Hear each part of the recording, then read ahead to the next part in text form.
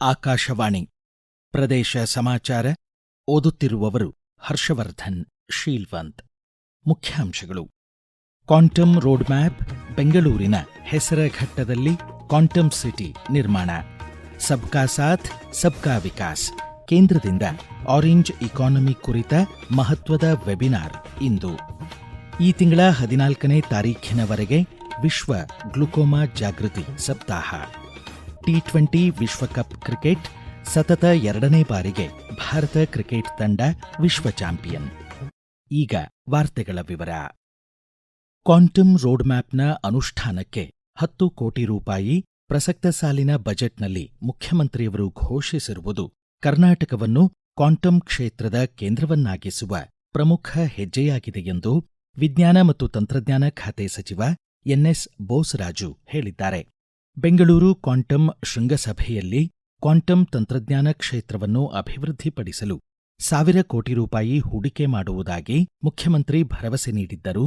2035ರ ವೇಳೆಗೆ 20% ಜಾಗತಿಕ ಮಾರುಕಟ್ಟೆ ಪಾಲನ್ನು ಸಾಧಿಸಲು ರಾಜ್ಯ ಸರ್ಕಾರ ಯೋಜಿಸಿದೆ ಎಂದರು.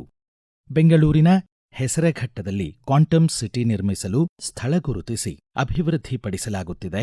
233 ಕೋಟಿ ರೂಪಾಯಿ ವೆಚ್ಚದಲ್ಲಿ ಬೆಂಗಳೂರಿನ ಆದಿನಾರಾಯಣ ಹೊಸಹಳ್ಳಿಯಲ್ಲಿ ವಿಜ್ಞಾನ ನಗರ ಸ್ಥಾಪನೆಗೆ ಕೇಂದ್ರಕ್ಕೆ ವಿಸ್ತೃತ ಯೋಜನಾ ವರದಿ ಸಲ್ಲಿಸಲಾಗಿದೆ.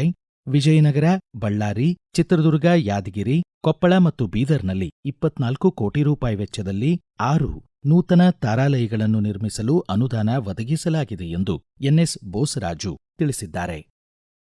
ಪ್ರಧಾನಮಂತ್ರಿ ಸೂರ್ಯಘರ್ ಯೋಜನೆ ಬೆಂಗಳೂರಿನಲ್ಲಿ ಅನುಷ್ಠಾನಕ್ಕಾಗಿ ನಿವಾಸಿಗಳ ಕ್ಷೇಮಾಭಿವೃದ್ಧಿ ಸಂಘ ಹಾಗೂ ವಸತಿ ಸಮುಚ್ಚಯಗಳ ಸಂಘದ ಪದಾಧಿಕಾರಿಗಳು ಬೆಸ್ಕಾಂ ಜೊತೆ ಕೈಜೋಡಿಸಿ ಯೋಜನೆಯನ್ನು ಯಶಸ್ವಿಗೊಳಿಸಲು ಸಹಕರಿಸಬೇಕು ಎಂದು ಬೆಸ್ಕಾಂ ವ್ಯವಸ್ಥಾಪಕ ನಿರ್ದೇಶಕ ಎನ್ ಶಿವಶಂಕರ್ ಮನವಿ ಮಾಡಿದ್ದಾರೆ.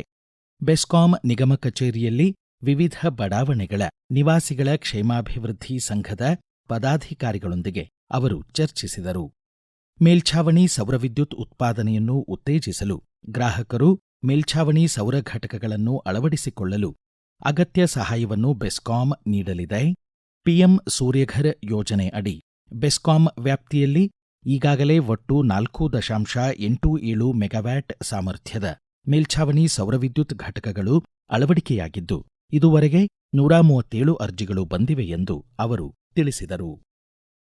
ಕೇಂದ್ರ ಸರ್ಕಾರದ ಸಬ್ಕಾ ಸಾಥ್ ಸಬ್ಕಾ ವಿಕಾಸ್, ಜನರ ಆಕಾಂಕ್ಷೆಗಳ ಈಡೇರಿಕೆ ಎಂಬ ಶೀರ್ಷಿಕೆಯಡಿ ಬಜೆಟ್ ನಂತರದ ಮಹತ್ವದ ವೆಬಿನಾರ್ ಅನ್ನು ಇಂದು ಬೆಳಗ್ಗೆ 10 ಗಂಟೆಗೆ ಆನ್ಲೈನ್ ವೇದಿಕೆಯಲ್ಲಿ ವರ್ಚುವಲ್ ಆಗಿ ಆಯೋಜಿಸಿದೆ. ಪ್ರಧಾನಮಂತ್ರಿ ನರೇಂದ್ರ ಮೋದಿ ಪ್ರಧಾನ ಭಾಷಣ ಮಾಡಲಿದ್ದು, ಸಂಜೆ 5:45 ವೆಬಿನಾರ್ ನಡೆಯಲಿದೆ. ಈ ಕುರಿತು ಒಂದು ವರದಿ. 2026-27ರ ಕೇಂದ್ರ ಬಜೆಟ್ನಲ್ಲಿ ಘೋಷಿಸಿದಂತೆ ದೇಶಾದ್ಯಂತ 15,000 ಶಾಲೆಗಳು ಮತ್ತು 500 ಕಾಲೇಜುಗಳಲ್ಲಿ ಎವಿಸಿಜಿ, ಅನಿಮೇಷನ್, ವಿಜುವಲ್ ಇಫೆಕ್ಟ್ಸ್, ಗೇಮಿಂಗ್ ಮತ್ತು ಕಾಮಿಕ್ಸ್ ಕಂಟೆಂಟ್ ಕ್ರಿಯೇಟರ್ ಲ್ಯಾಬ್ಗಳನ್ನು ಸ್ಥಾಪಿಸಲು ಸರ್ಕಾರ ಮುಂದಾಗಿದೆ.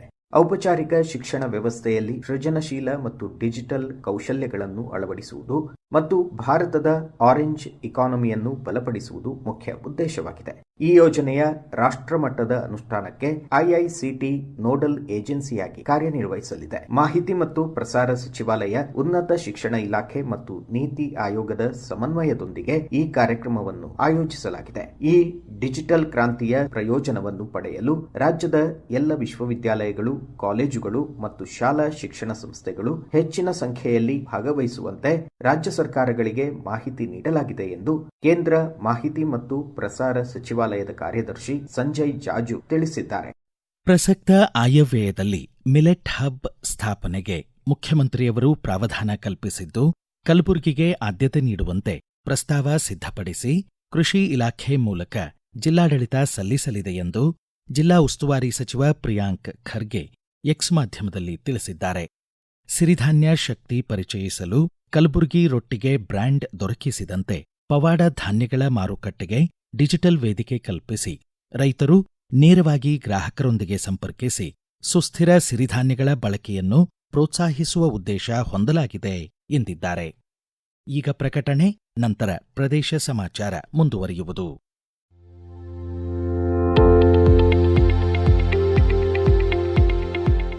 ನಮ್ಮ ಎಲ್ಲ ರಾಷ್ಟ್ರೀಯ ವಾರ್ತೆಗಳು ಹಾಗೂ ಪ್ರದೇಶ ಸಮಾಚಾರ ಈಗ ಆಕಾಶವಾಣಿ ನ್ಯೂಸ್ ಕನ್ನಡ ಯೂಟ್ಯೂಬ್ ಚಾನೆಲ್ನಲ್ಲಿ ಲಭ್ಯ.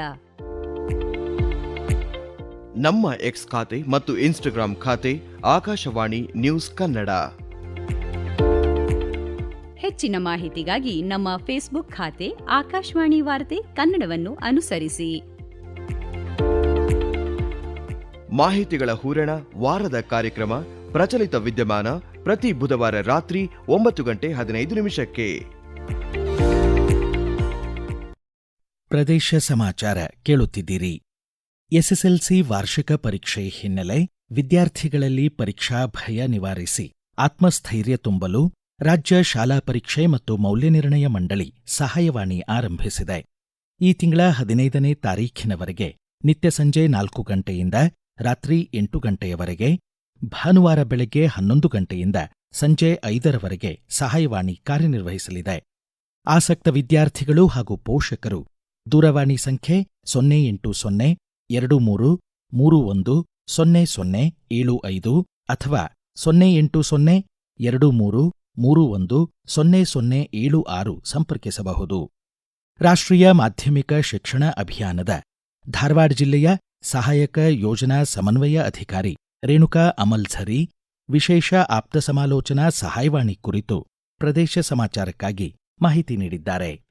ಕರ್ನಾಟಕ ರಾಜ್ಯ ಶಾಲಾ ಪರೀಕ್ಷೆ ಮತ್ತು ಮೌಲ್ಯ ನಿರ್ಣಯ ಮಂಡಳಿ ಎಸ್ಎಸ್ಎಲ್ಸಿ ಪರೀಕ್ಷಾ ಮಂಡಳಿ ಸಹಾಯವಾಣಿ ಆರಂಭಿಸಿದ್ದು, ನೇರವಾಗಿ ಮಕ್ಕಳು, ಪೋಷಕರು ಮತ್ತು ಶಿಕ್ಷಕರು ಪರೀಕ್ಷೆಯ ಕುರಿತು ಇರುವ ಗೊಂದಲಗಳನ್ನು ಪರಿಹರಿಸಿಕೊಳ್ಳಬಹುದಾಗಿದೆ. ಸಹಾಯವಾಣಿಯ ಮೂಲಕ ವಿದ್ಯಾರ್ಥಿಗಳಿಗೆ ಓದುವ ವಿಧಾನ, ಸಮಯ ನಿರ್ವಹಣೆ ಮತ್ತು ಪ್ರಶ್ನೆ ಪತ್ರಿಕೆಯ ಬಗ್ಗೆ ಸರಿಯಾದ ಸಲಹೆ ದೊರೆಯುತ್ತದೆ. ತಜ್ಞರ ಮಾತು ಕೇಳಿದರೆ ವಿದ್ಯಾರ್ಥಿಗಳು ಧೈರ್ಯದಿಂದ ಪರೀಕ್ಷೆಯನ್ನು ಎದುರಿಸಲು ಸಾಧ್ಯವಾಗುತ್ತದೆ. ಪರೀಕ್ಷಾ ನಿಯಮಗಳು, ವೇಳಾಪಟ್ಟಿ ಮತ್ತು ಇತರೆ ಸಂದೇಹಗಳ ಬಗ್ಗೆ ಸ್ಪಷ್ಟ ಮಾಹಿತಿ ಸಿಗುತ್ತದೆ. ಕೆಲವು ಸಾರಿ ತಪ್ಪು ಮಾಹಿತಿಗಳ ಗೊಂದಲ ಉಂಟಾಗುತ್ತದೆ. ಪರೀಕ್ಷೆಯ ಕುರಿತು ವಿವಿಧ ರೂಮರ್ ಹರಿದಾಡುತ್ತದೆ. ಇಂತಹ ಸಮಯದಲ್ಲಿ ನೇರವಾಗಿ ಪರೀಕ್ಷಾ ಮಂಡಳಿಯಿಂದ ಸರಿಯಾದ ಮಾಹಿತಿ ಪಡೆಯಲು ಸಾಧ್ಯವಾಗುತ್ತದೆ. ಇನ್ನು ಪೋಷಕರು ಪರೀಕ್ಷಾ ವ್ಯವಸ್ಥೆ, ಪ್ರಶ್ನೆ ಪತ್ರಿಕೆ ಸ್ವರೂಪ ಮತ್ತು ಇತರೆ ಬದಲಾವಣೆಗಳ ಕುರಿತು ಸ್ಪಷ್ಟ ಮಾಹಿತಿ ಪಡೆಯಲು ಸಾಧ್ಯವಾಗುತ್ತದೆ. ಎಲ್ಲ ವಿದ್ಯಾರ್ಥಿಗಳು ಆತ್ಮವಿಶ್ವಾಸದಿಂದ ಪರೀಕ್ಷೆಯನ್ನ ಎದುರಿಸಿ ಉತ್ತಮ ಫಲಿತಾಂಶ ಪಡೆಯಲಿ ಎಂದು ಶಾಲಾ ಶಿಕ್ಷಣ ಇಲಾಖೆಯು ಹಾರೈಸುತ್ತದೆ.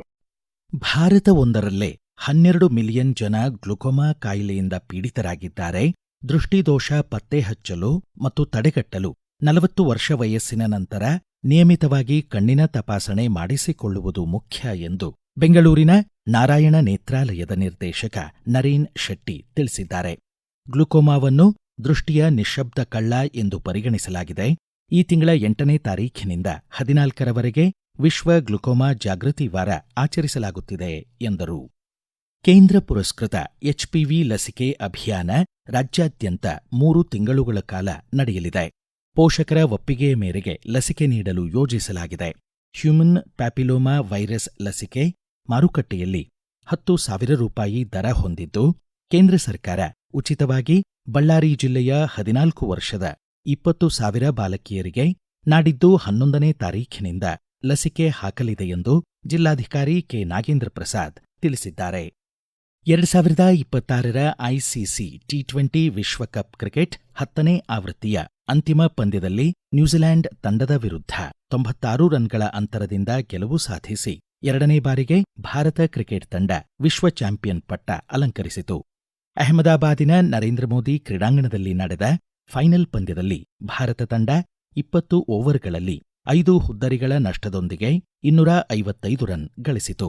ಇದನ್ನು ಬೆನ್ನತ್ತಿದ ನ್ಯೂಜಿಲೆಂಡ್ ತಂಡ 19 ಓವರ್ಗಳಲ್ಲಿ ತನ್ನೆಲ್ಲ ಹುದ್ದರಿಗಳನ್ನು ಕಳೆದುಕೊಂಡು ಕೇವಲ 159 ರನ್ ಗಳಿಸಿ ಪರಾಭವಗೊಂಡಿತು.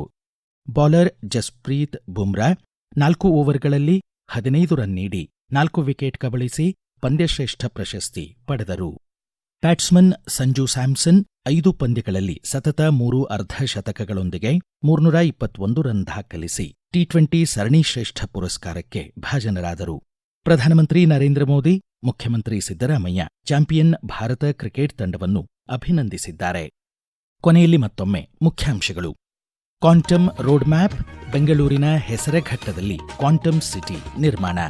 ಸಬ್ಕಾ ಸಾಥ್ ಸಬ್ಕಾ ವಿಕಾಸ್, ಕೇಂದ್ರದಿಂದ ಆರೆಂಜ್ ಇಕಾನಮಿ ಕುರಿತ ಮಹತ್ವದ ವೆಬಿನಾರ್ ಇಂದು. ಈ ತಿಂಗಳ 14ನೇ ತಾರೀಖಿನವರೆಗೆ ವಿಶ್ವ ಗ್ಲುಕೋಮಾ ಜಾಗೃತಿ ಸಪ್ತಾಹ. ಟಿ20 ವಿಶ್ವಕಪ್ ಕ್ರಿಕೆಟ್ ಸತತ 2ನೇ ಬಾರಿಗೆ ಭಾರತ ಕ್ರಿಕೆಟ್ ತಂಡ ವಿಶ್ವ ಚಾಂಪಿಯನ್. ಇಲ್ಲಿಗೆ ಪ್ರದೇಶ ಸಮಾಚಾರ ಮುಕ್ತಾಯವಾಯಿತು. ನಮ್ಮ ಮುಂದಿನ ರಾಷ್ಟ್ರೀಯ ವಾರ್ತಾ ಪ್ರಸಾರ ಈ ಬೆಳಗ್ಗೆ 7:35 ನಿಮಿಷಕ್ಕೆ.